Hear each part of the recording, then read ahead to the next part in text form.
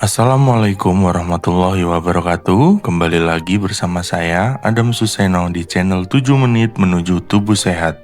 Salam sehat dan bahagia untuk Bapak Ibu sahabat 7 Menit Menuju Tubuh Sehat. Semoga di usia indah ini kita selalu diberikan kesehatan, kekuatan untuk melangkah, serta hati yang penuh semangat. Ingat, setiap hari adalah kesempatan baru untuk menjaga tubuh agar tetap bugar, pikiran tetap segar, dan hidup terasa lebih bahagia. Banyak yang bertanya, "Dok, apakah kita wajib minum susu saat usia kita sudah 50 tahun?" Jawaban saya dengan jujur, tidak selalu wajib Bapak Ibu, tapi bisa bermanfaat untuk sebagian orang. Asalkan porsinya pas dan sesuai kondisi kesehatan. Susu itu hanyalah salah satu cara untuk memenuhi kalsium, vitamin D, protein, dan beberapa mineral lainnya. Semua kembali ke tujuan Bapak Ibu, riwayat penyakit, dan pola makanan harian. Susu itu tidak wajib setiap hari dikonsumsi, tapi bisa membantu tulang, otot, dan asupan protein lainnya, khususnya kalau makanan sehari-hari belum cukup. Porsi fleksibelnya, banyak pedoman merekomendasikan sekitar 0-2 porsi sebagai pola yang tetap sehat. Ada juga pedoman yang menyarankan sampai 3 porsi per hari untuk para lansia. Pilih yang cocok dengan kebutuhan dan kondisi Bapak Ibu. Utamakan kenyamanan tubuh dan kondisi medis. Bila ada intoleransi laktosa, penyakit ginjal, atau obat tertentu, atur jenis dan waktu minum susu yang pas. Kenapa orang sering menyarankan minum susu? Karena susu sapi dan produk olahannya seperti yogurt, keju itu praktis. Terdapat kalsium, vitamin D, protein, dan kalium, serta juga terdapat vitamin B.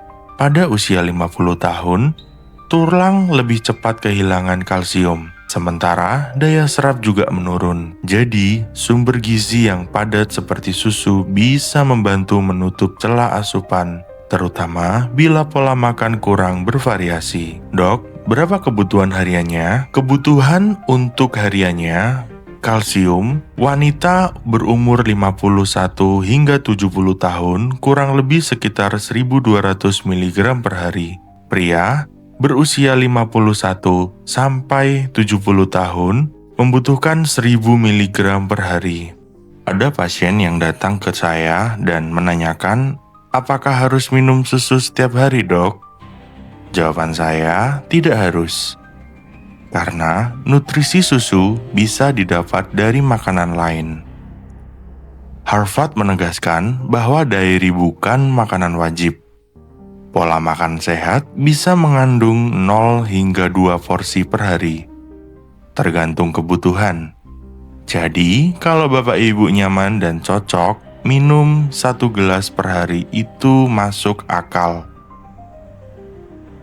Kalau tidak cocok, tidak apa-apa. Penuhi kalsium, vitamin D, protein dari sumber yang lain. Sementara itu, pedoman My Plates memberi contoh pola yang menyertakan sekitar 3 porsi per hari untuk usia 60 tahun. Namun, ini bukan kewajiban universal. Ia hanya salah satu kerangka menu seimbang.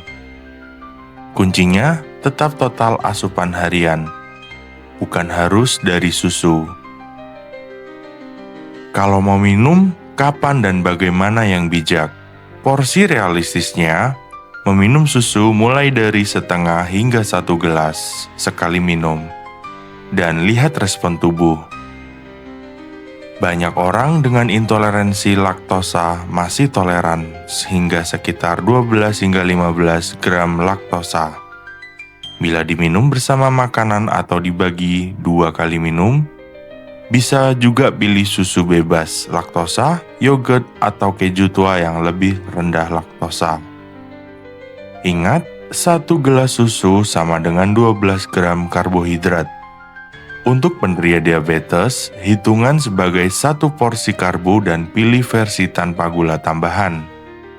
Tujuannya ialah perlu protein dan naikkan massa otot. Yogurt tinggi protein bisa bantu mengejar target harian. Berat badan naik tanpa disadari, pilihan jenis rendah lemak dan atur jam minum agar tidak menambah camilan manis. Di sini, siapa yang perlu ekstra hati mengkonsumsi susu? Yang pertama, bagi para lansia yang mengidap penyakit ginjal atau sering disebut CKD. Produk susu tinggi fosfor, dokter dan ahli gizi sering membatasi setengah porsi per hari atau menyesuaikan dengan hasil lab. Prioritaskan Bapak Ibu konsultasi dengan para dokter dan ahli. Kalau tidak cocok minum susu, lalu apa penggantinya, Dok? Ya, saya selalu sebut, bila Bapak Ibu tidak cocok dengan susu, Bapak Ibu bisa mengganti dengan yogurt atau kefir yang lebih rendah laktosa dan ada probiotiknya. Serta ada makanan seperti tahu, tempe, edamame, beras kacang hijau, ikan kecil, bok choy, almond, jeruk yang kaya akan kalsium, serta banyak susu nabati yang mengandung kalsium dan vitamin D. Tapi perhatikan bahwa protein beberapa jenis seperti almond dan beras lebih rendah daripada susu sapi soya. Saya akan berikan contoh porsi harian yang fleksibel dan mungkin bisa Bapak Ibu pilih salah satu sesuai kebutuhannya. Yang pertama, Bapak Ibu tidak minum susu. Penuhi kalsium dari tahu atau kalsium set plus sayur hijau dan ikan bertulang. Lalu vitamin D-nya Bapak Ibu bisa ambil dari paparan ketika berjemur di pagi hari. Serta sumber makanan yang fortifikasi. Yang kedua, 1 porsi gelas susu atau 1 mangkok yogurt tawar.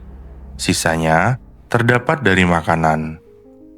Atau misalnya 1 gelas susu pagi plus sepotong keju di siang. Tetapi tetap kontrol total kalori, lemak jenuh, dan garam. Fakta singkatnya, banyak para pasien yang sering bertanya dengan, "Dok, saya sudah osteoporosis, haruskah saya meminum susu 3 gelas per hari?"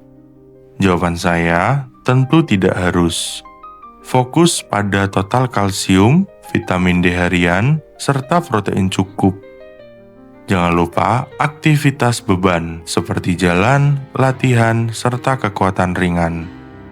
Dan obat dari dokter bila diresepkan. Susu adalah salah satu alat bantu, bukan kewajiban. Ada juga yang bertanya, "Dok, lebih baik full fat atau low fat?" Jawaban saya, sesuaikan saja tujuannya. Apabila low fat, membantu kontrol kalori. Full fat bisa lebih mengenyangkan bagi sebagian orang. Yang penting, total pola makan seperti kurangi gula, garam, serta ultra proses lainnya. Ada juga yang bilang, "Dok, susu nabati bagaimana?" Pilihan yang difortifikasi kalsium dan vitamin D tanpa gula tambahan dan perhatikan protein seperti soya biasanya mendekati susu sapi. Catatan dari saya, tujuan kita sederhana. Tulang kuat, otot terjaga, gula darah stabil, pencernaan nyaman. Bila susu membantu mencapai itu, silahkan Bapak Ibu teruskan. Bila tidak cocok, banyak jalan lain yang sama sehatnya. Tubuh Bapak Ibu adalah panduan terbaiknya. Kalau begitu, baik, terima kasih Bapak Ibu dan sahabat 7 menit menuju tubuh sehat yang sudah setia mendengarkan sampai akhir. Semoga ilmu sederhana ini bisa bermanfaat, membawa kesehatan, dan menambah semangat di usia indah kita. Jangan lupa, sehat itu hadiah yang bisa kita usahakan setiap hari. Sampai jumpa di video berikutnya. Tetap semangat, tetap tersenyum. Jangan lupa like dan subscribe, serta dibagikan ke orang tersayang. Saya, Adam Suseno, pamit undur diri. Wassalamualaikum warahmatullahi wabarakatuh.